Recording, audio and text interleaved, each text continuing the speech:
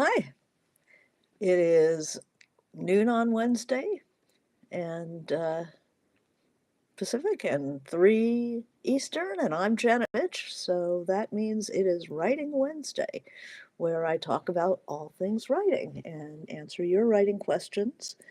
So if you have questions for me today, put them in the chat and I will be happy to answer them. And if you have questions for me in between Wednesdays, um, send your questions to me through my website, janetfitchwrites.com, and I can design a Writing Wednesday around your question.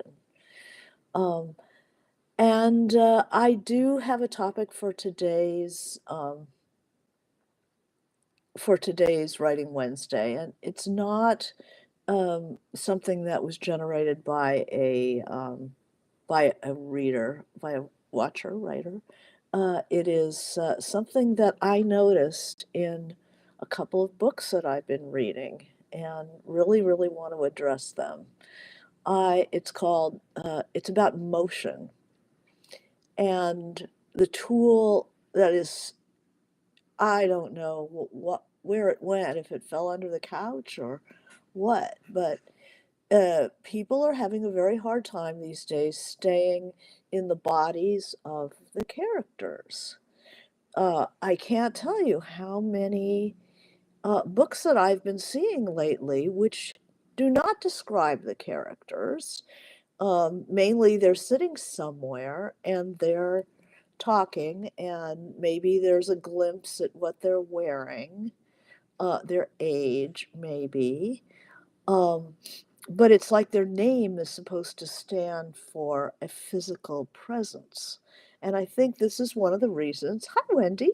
I think this is one of the reasons that contemporary fiction seems so thin compared to the fiction of earlier eras. Which is not to say that, we shouldn't expose ourselves to new styles of writing, but this seems to be more of a lack of presence that people, I think, maybe, I can't even theorize why this is happening. I have a feeling that, it's the great, with many exceptions, there are many exceptional writers. So, this is not to say, don't read anything that was written since 1980, but it's increasingly clear that the reading public doesn't even know what it's missing. And I'm reading these, books that have been highly reviewed and recommended, and it's just like, wow, where are the people? Where is the physical reality? Where is the world? Um, and especially something that I notice that is, hi Jill, that it's really a a great tool in your toolkit. I mean, why would you deny yourselves the great tools that are available to you in fiction writing and just like use it's like taking a palette and everybody's going to use blue, black, and white, and that's it. Um, there's no reason for it, and it is an insubstantial fare. What you end up getting is insubstantial. So I'm going to talk today about something that people kind of slips through. Um, it slips under the radar. Um, let's just say popular fiction of the current moment. I don't want to trash anybody because maybe these books are your favorites, but I just want to point something out about them. Um, if want to write a really good scene between two characters, have them doing something. Don't have them just sitting at a table across from each other or next to each other at a bar. Have them doing something. Now, why in the world does that make any difference? Because activity, motion, presents its own rhythms. and the rhythm of a scene in which somebody is doing something, or two people are doing something, allows for interesting pauses, interesting, is it fast? Is it slow? Are they playing basketball? Are they washing dishes? Is it, a young person taking an old person for a slow, fragile walk? Um, it gives you a reason to pause, to think. Um, when a character is addressed and stops speaking, you don't have to say, there was a silence, there was a pause. Mom drained the pan and set it on the side on the drain board. Um, there are some wonderful books that have scenes of people often just walking. That there's a walking scene is so much livelier and more rhythmic because walking has a rhythm. And there are things that happen when they stop talking. You hear the rhythm continuing. They notice things, they handle things, and then they can come back to the conversation. I recommend a lot of different books for this kind of stuff. Um, Early in Under the Volcano, there by Malcolm Lowry, there is a scene where the half brother Hugh and the wife or ex-wife Yvonne go for a horse ride. And there's such a wealth of motion, of landscape, things up close, things far away, horses with their own pace. When you stop the horse, when you start the horse, what the horse suddenly shies away and sees, it keeps you connected to physical reality. Um, my teacher, Kate Braverman, used to really like, uh, I believe it was Paco's Story, a Vietnam era novel, where the troops are humping their backpacks and they talk and then they stop talking and if you can do anything to get your story off of a table with two chairs facing each other, especially, walking, running, driving, anything that has a rhythm that unfolds. If you Just about any war book will have that motion. Tree of Smoke by Dennis Johnson. Um, and there was one book that I really wanted to bring your attention to called Ways of Walking. And it's kind of an interesting book. It's a series of essays. There's like 30 essays in there about people who are on pilgrimage and people who go for have been in, long hikes, or they're walking across their city or around their city, having historical thoughts. But one of the two, I think, two of the best essays in there are one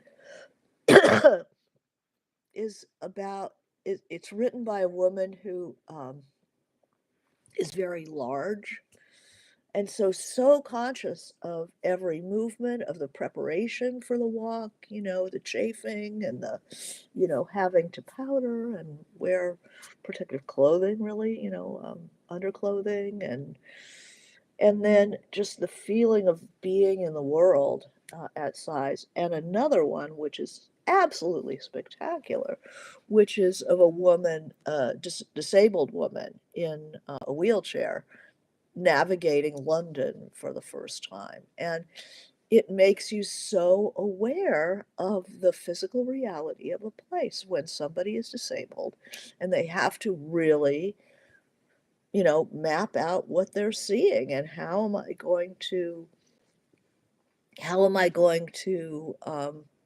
work my way through this landscape and the sheer amount of effort. So if you're in a scene with this person, um, she's not going to always be able to talk because it is so hard just to get around.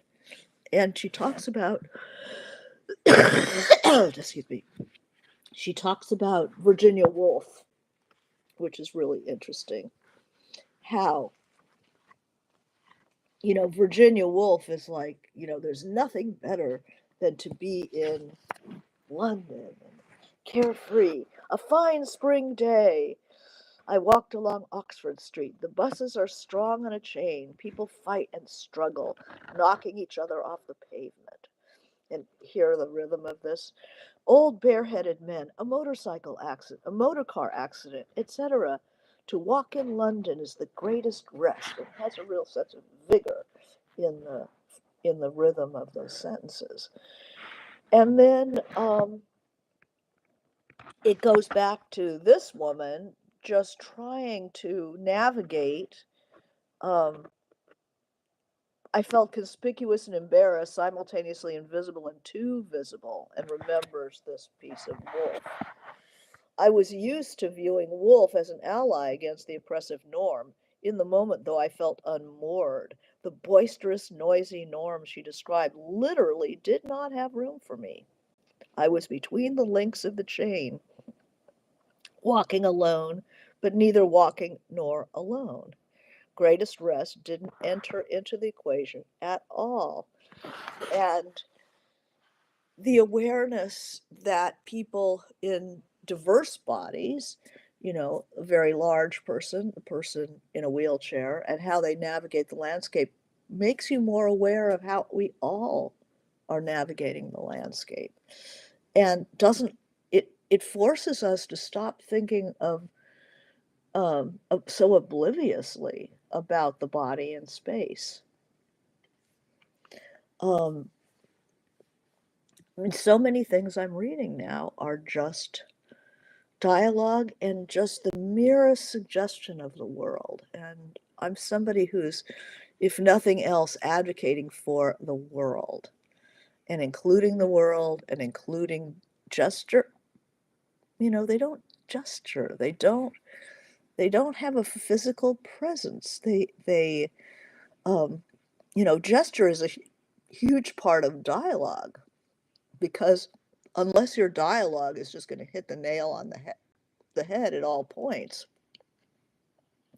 which is really boring, um, a gesture can substitute for dialogue in a much more interesting way than the blah, blah, blah.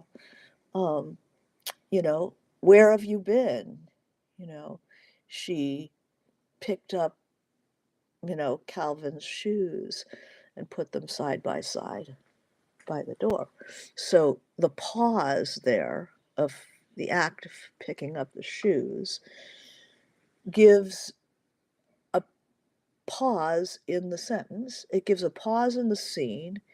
It controls the scene, and it's a gesture of usually a mom picking up the shoes. So the fact that she won't say where she's been, that she prefers to maintain silence, and yet she's neatening up. There's a conflict there. Where has she been? And how does she think she can redeem that by cleaning up the shoes? Washing is an interesting metaphor filled, character filled type of motion. Um, how do people speed up and slow down in a scene? You tend to slow down that you're talking and somebody drops some sort of an important piece of unexpected information. The person stops. If depending on what the information is, the person could very well drop what's in their hands. And these gestures, this motion actually means more than, oh my God. I mean, who cares about, oh my God? There's something that nobody ever has to say. Show us, oh my God. What happens in oh my God? Or do they pretend they don't hear at all? Just turn the page.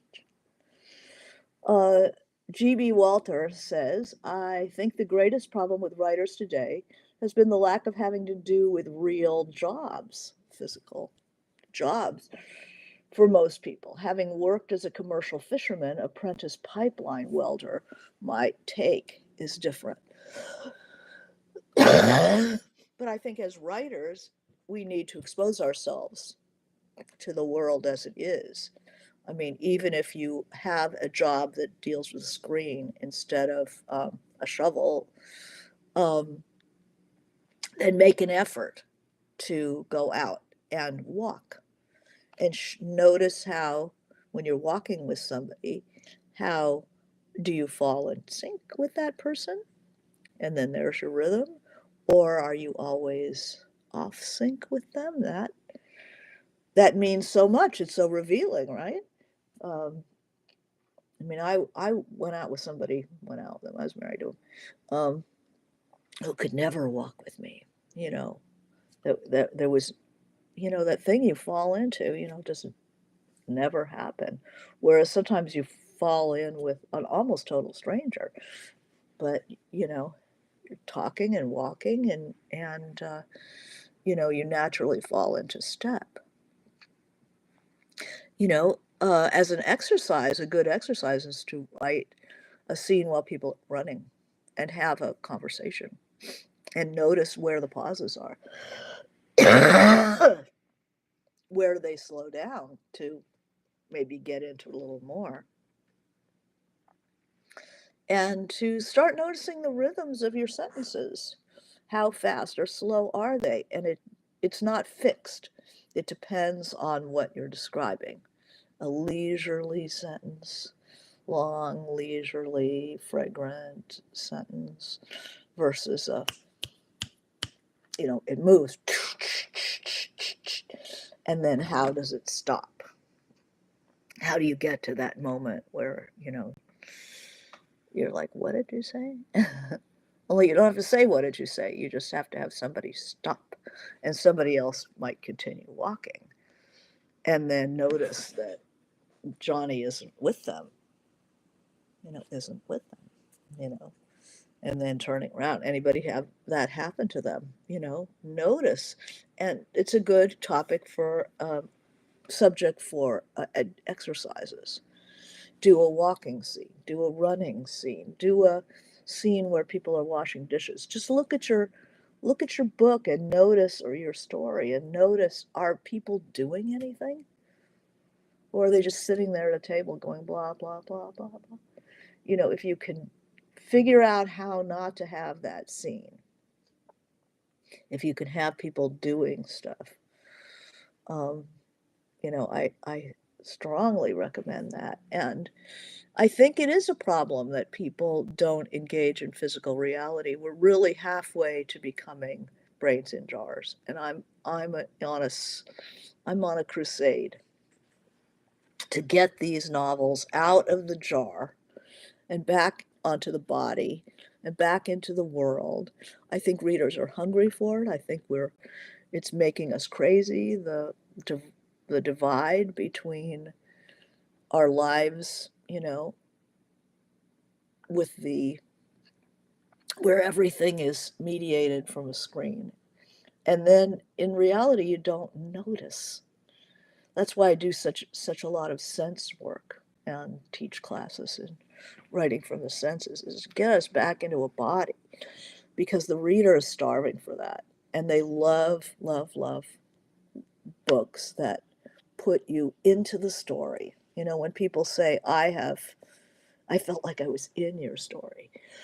That's how we got them in the story, is I put them in the body of the character, and they touched things and they moved and they had conversations while they were doing something.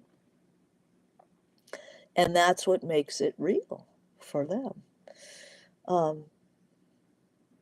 Imagine yourself in a wheelchair navigating what you normally navigate. What are the impediments? What are how difficult it is to get around, if you're disabled. It's like 4 times as much energy just to do anything. But even if your characters are not disabled, it's good to notice, do they have a little bit of arthritis in the knees? Do they have an old injury? Has that ankle never been quite right? Do they come down on it a little harder on one side than the other? Um, and it sets up the rhythm of the scene. And rhythm is something that marks your prose. And sorry, I picked up a cough somewhere. It really sucks. Um, so I believe that John Gardner in The Art of Fiction talks about rhythm. Let's see what he has to say. This guy is always my go-to. Um,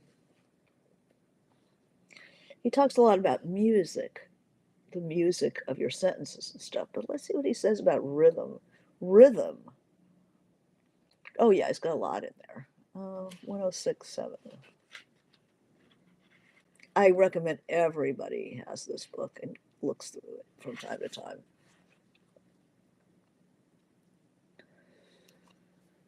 Yeah, it's the poetic quality is these subtle rhythms. And one of the problems of, he says, of keeping that fictional dream going for your reader is faulty rhythm. Excuse me. Many writers, including some famous ones, write with no consciousness of the poetic effects available through prose rhythm.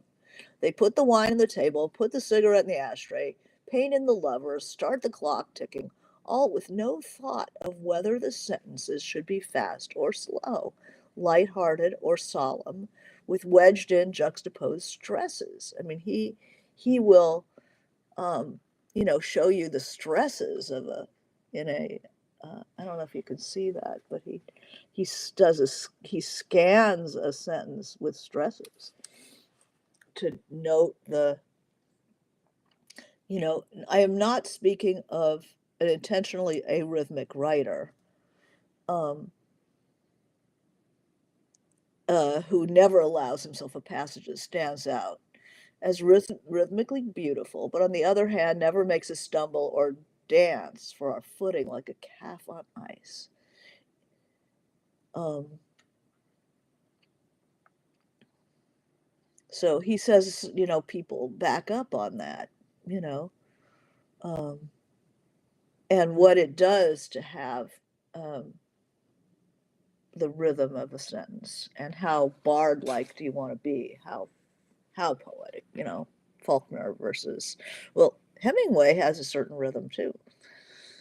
There's a poetics in there. It's not just a scrub table, you know. Um, so definitely look through and ask yourself about, am I sitting at a table? Because what you're doing is you're tying your hands behind your back of what, um, a beautiful element of writing that you just ignoring.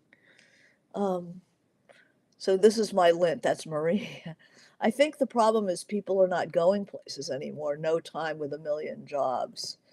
Um, yeah, and I think I used to hate the mall. I used to not want to go to the mall to go shopping. But the last time I was there, I was like, this is physical reality. I mean, yeah, it's kind of a corporate construct, but it's still, you're touching things, you're holding stuff up to you. There are other people who are going like, yeah, doesn't look so good on you. Um, just to handle objects, I forgot how, you know, that's an important part of our world is the hunter-gatherer self that isn't just looking at a picture and ordering it and then it comes and it is whatever it is, but the experience of handling different things that you're not necessarily intending to buy. But putting yourself back in object world, back in physical reality, I think is more important than ever. Um, So GB says, your insights even about walking are good. Thank you. Awareness of the world. Even trying to share ideas while suffering a cold. Yeah, you're, boy, being sick sure brings you back into the body. And there are all kinds of unpleasant surprises. I can certainly remember being a little kid and having a big sneeze in class and having nothing to staunch the flow. That's pretty exciting. Um, uh, Makes me think of how I could incorporate that into a scene. Yeah. And Blair says, I was reading just about this just this morning. He talks about rhythm. Oh, you were reading the Art of Fiction. All right. Hi, Amy. The whole problems chapter is incredibly helpful. And he mentions Updike, who I had no idea was doing that. Yeah, Updike was a beautiful writer, just luminous. The prose is luminous. I mean, when I was a younger person, I kind of dismissed him as being kind of that upper class men wearing tasseled loafers and drinking martinis on the East Coast. What does this have to do with me? Nothing. But in later years, I become less opinionated about certain things, and realizing how much a writer like that has to teach us. A lot. Let's see. What else? So there's teaching yourself a walking scene, a running scene, washing dishes with somebody or cooking with somebody, um, so that there's places for conversation, places for silences, and they're worked into the fabric of the activity. So imagine your son, this father and son in your book having a tough conversation. The son really wants to talk to the father, and the father's working on a lawnmower, or he's under a car, and having that conversation with dad while he's under the car. So maybe he gets a little bit out, and then dad says, hand me the wrench, and he's trying to find the wrench, and maybe he gives him the wrong wrench. So there are sub conversations that having characters in motion can give them layers of conversation. Um, yeah, so the static conversation is really dead, and if you can avoid the dinner table conversation, better to have them in the hall, in the kitchen, clearing the table, carving the bird, doing something. Restaurant scenes are really bad, really hard. Um, just to get that motion so that you do have that rhythm. Um, yeah, he's really Updike is really good, has written a lot, and he's not easily dismissible. He has a lot of poetry. He has a lot of short stories. So if you don't like the long prose, you can always go for the short stories. I'm sorry. I picked this up somewhere. I was fascinated by an local artist who was having a Q&A, and I sat behind somebody who obviously had a terrible cold, and I didn't have my mask with me. So by the time I moved, I think I'd transferred. As a girl who grew up in Westchester, I get you. Yeah, when you're young, you have these uh, blanket impressions of writers that are, you're trying to find a place for yourself and your own opinions about stuff. And a lot of us do it by trashing somebody who was considered held in high esteem in an earlier life. And I could think of particular writers that I dismissed because of subject matter, because of what kind of characters they used. And it was only later that I could identify the you know, what they did that was insanely good. I remember hating Madame Bovary, and she really moves. There's a lot of motion in that book. Um, she's always moving. Her characters are always doing something. His characters are always doing something. I didn't like her because she was not a real feminist icon or anything. I just wanted to throttle her. But he's telling a different kind of a story. He's telling a story of that somebody who was trapped in that. So there's reasons why they couldn't be what I thought they should have been. But Flaubert, you know, what a beautiful writer, and very rhythmic, beautiful rhythmic prose. What else can I tell you about this issue of motion? You know, a, nothing really exists in a book until the character interacts with it, interacts with the world. It's like there was a table. Well, maybe there was, maybe there wasn't. But if we put something on the table, then there's a table. If we arrange flowers on it, then there's a table and there's flowers and there's light coming in the flowers. And where's the light coming from? And then the motion of somebody who's half distracted and, you know, like Mrs. Dalloway, having a, or to the lighthouse, you know, somebody who is doing something and having a conversation at the same time, and those delicious pauses. It's much easier to write a scene where people are doing things. Yeah, Flaubert. Oh, he really gets women in some ways. Yes, he does. Even the dinner scene in Macbeth has motion, says GB. Macbeth sees the ghost of Banquo. Nobody else sees him, but the dialogue is amazing. Talk about rhythm. Yeah. Oh, I should look at that. Look at that again. Yeah. Um, where you pause, where you know, interject while you're concentrating on something else makes for such a much more subtle scene than just two people sitting at a cafe bar stools and blah. I just hate that. And I'm reading something that everybody liked, and I'm just like, I like it, you know. But it's so lightweight. It just isn't. You know, it's not going to get anywhere. It's not going to get to anything. And I see that there's, you know, 3 sequels to this thing.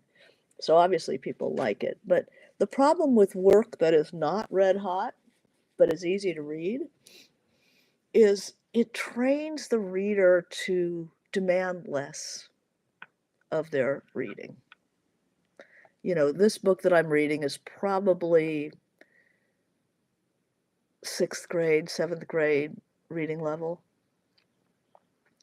And you can't get to a lot of stuff with at the 6th or 7th grade reading level, you know, with vocabulary and stuff. You know, I want to be, when I read something, I really want to be in something exciting and new to me and challenging my worldview, challenging the way I see the world, um, and with a subtlety that I'm not going to get with the 6th grade vocabulary. It reads like a young adult, and I think a lot of people right now are reading adults are reading young adult, um, and it's kind of it's.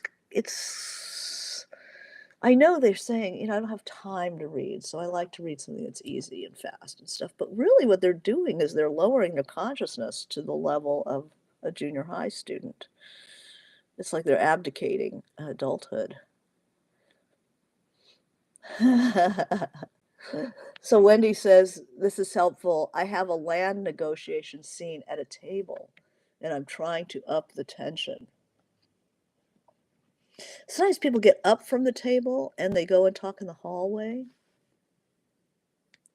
Lawyers do that, and that's more interesting, having somebody leaning against the wall, having a cigarette, and, you know, trying to negotiate in the hallway as people go by. Um, layers you have brought, insights like an onion, you keep peeling them off yeah, deeper and deeper with the characters. You do, and these are, it's all, um, just colors on a palette. They're you don't have to use all of them at once. It kind of, maybe occasionally you will, but it's just how can I enrich this scene? How can I make it more interesting, more beautiful, more writerly? And, you know, you take one of those and you go, oh, I've got a boring restaurant scene. Can I do something with this? Is there some reason it has to be a restaurant? Can we pick up a basket at a cafe and take it to the park and walk with that basket? Are we both going to carry it? Am I going to carry it? Are you going to carry it? Do we walk slowly? Am I in heels? So I'm kind of tripping. Do you walk faster than me? There's so much you can do once you get people into motion. Yeah, GB says they simply haven't read them, the classics. Yeah, the classics have vocabulary that the average adult will struggle with a bit. And it's good. It's better to struggle with it. Write down the words you don't know, guess at what they mean, and then at the end of your reading session, you look them up and you see how many you got right.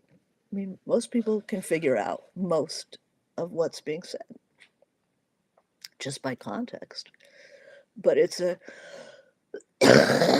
excuse me, it is a, I think some of what's going on in our world has to do with a kind of abdication of adulthood and people reading stuff that isn't challenging and isn't really doing much more than a bag of Doritos does for you when you want a real meal. And believe me, when you give people a real meal, they know the difference. Um, I'm a great believer in that. But even a rhythm of, I mean, have you ever been in class? If you teach, you have kids who beat on stuff, and you just get it's crazy to talk to somebody who's beating on the water glasses and or twirling the pen or but but on the page it's really interesting, so it's noticing. So how can you make a restaurant scene more interesting? At ask yourself, does it have to be a restaurant scene? Can we go for a drive instead? Can we go for a walk instead? Can we take a picnic in the park instead? You know, so that's first. It's tough, you can leave the table and have the other person come follow you into the alley for a cigarette or whatever, leave the people at the table. Um, yeah, I try to avoid it. But if you have one, I mean, you know, that's okay. I mean, any novel can survive a single restaurant scene, but I don't like them. It's all the expected things and there's no rhythm. Uh, I think watching somebody get drunk in a restaurant scene, where you're eating and the characters like keeps drinking and they drink yours and they drink theirs and it's like, wow, didn't realize they were under such pressure. Um, and then of course there's movement in the scene. So, it starts off being a lecture and then there's a turn and, somebody admits something that they didn't intend. And so the the rhythm of the sentences will change at that point.